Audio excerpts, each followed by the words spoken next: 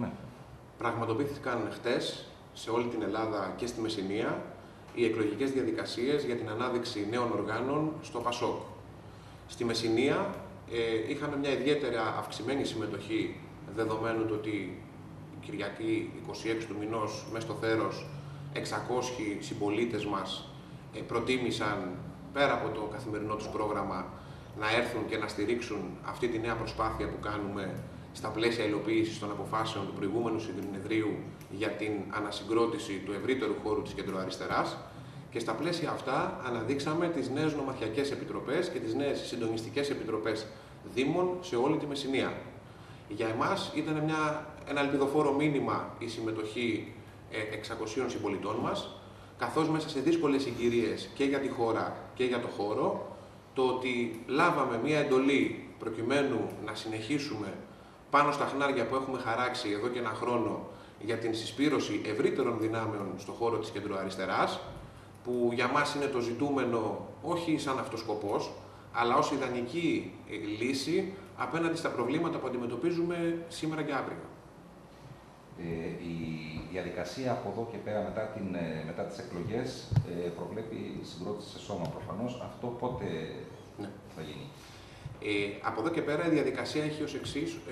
Η Κεντρική Επιτροπή, η Κεντρική Εφορευτική Επιτροπή, μάλλον λάθος, πού πάμε.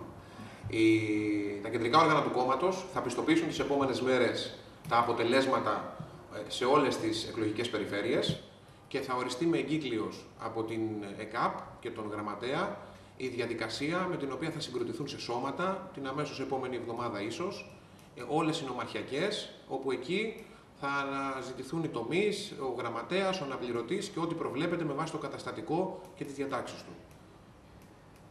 Είδαμε ότι οι υποψηφιότητες ήταν κυρίως από ανθρώπους και νέους. Αυτό σηματοδοτεί κατά τη γνώμη σας κάποιο καινούριο ξεκίνημα, μια ανανέωση που... Για εμάς, πέρα από την συμμετοχή, και θέλουμε να ευχαριστήσουμε και τους συμπολίτες μας για τη συμμετοχή τους, το ελπιδοφόρο είναι ότι η νομαρχιακή της Μεσσηνίας, τα 6 από τα 9 μέλη εκλέγονται για πρώτη φορά, ενώ τα 3 τα οποία επανεκλέγονται έχουν εισέλθει στην νομαρχιακή το 2013. Οπότε μιλάμε για μια ανανέωση στα τελευταία 3 χρόνια 100%. Είναι ένα νέο στελεχειακό δυναμικό το οποίο προσπαθεί να εκφραστεί από τις τάξεις του ΠΑΣΟΚ.